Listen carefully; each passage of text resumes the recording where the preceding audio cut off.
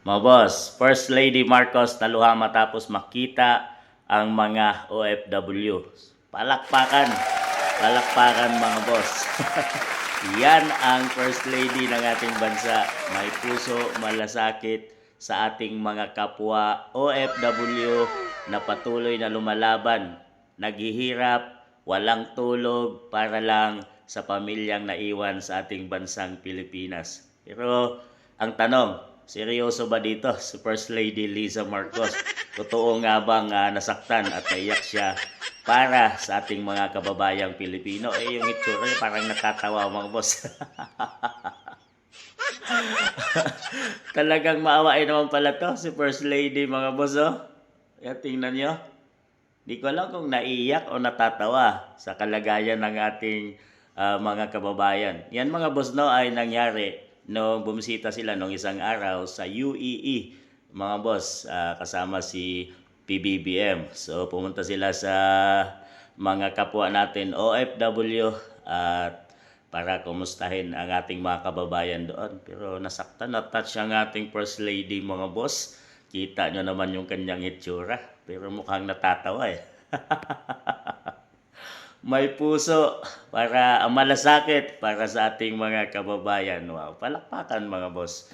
Kahit pa paano nakita nating umiyak ang ating First Lady.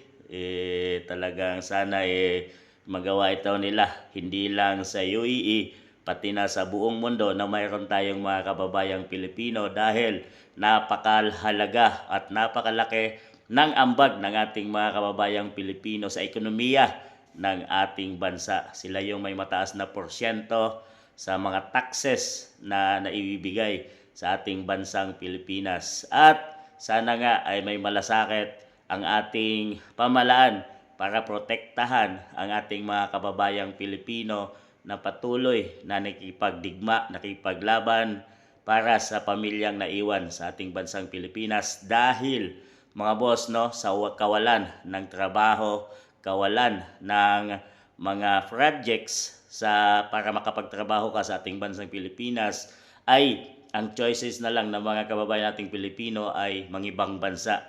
Pero sa palaran yan mga boss, hindi lahat ng kababayan nating Pilipino ay siniswerte sa ibang bansa. Mayroong mga minamalas at mayroong mga OFW na minamaltrato ng kanilang mga amo mga boss. Kaya naman, kailangan natin ng suporta ng ating pamahalaang Pilipinas dahil sila ang ating kasangga dito, dahil wala tayong kasangga dito sa ibang bansa mga boss. So, tingnan nyo naman, talagang pinakita ni First Lady. Drama ba ito or katotohanan?